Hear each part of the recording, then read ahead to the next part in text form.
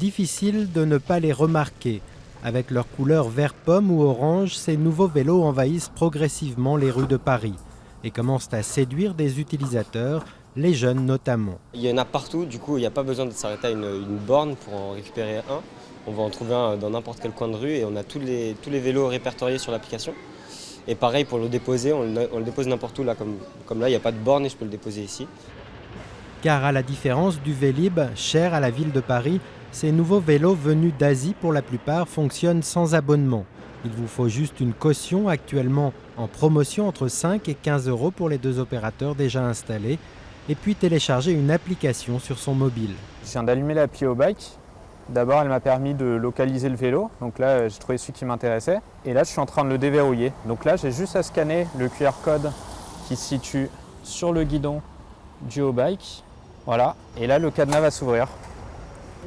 Pas de borne donc, mais un tarif de 50 centimes la demi-heure qui s'applique dès la première minute alors que le système Vélib ne facture qu'à partir de 30 minutes d'utilisation pour un abonnement de 29 € par an.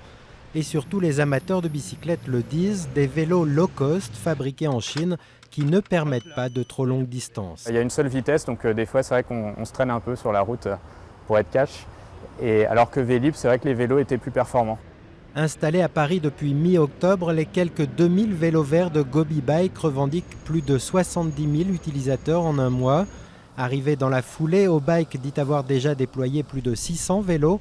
3 autres opérateurs sont annoncés, ce qui pose clairement la question de leur pérennité.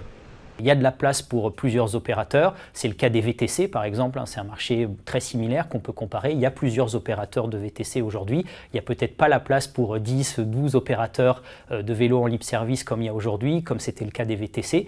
Il y aura probablement une réduction, une concentration.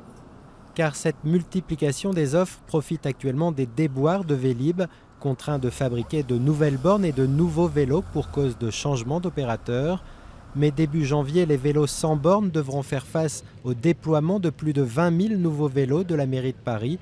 Et l'hôtel de ville est catégorique, plus de vélos ne veut pas dire laisser le désordre s'installer. À partir du moment où vous avez une activité lucrative privée dans l'espace public, de la même manière qu'aujourd'hui on fait payer un restaurateur pour sa terrasse ou un commerçant pour son étalage, eh bien on va demander une redevance d'occupation du domaine public. Une redevance assez mal perçue par les nouveaux opérateurs privés qui rappellent que leur activité ne coûte rien aux contribuables.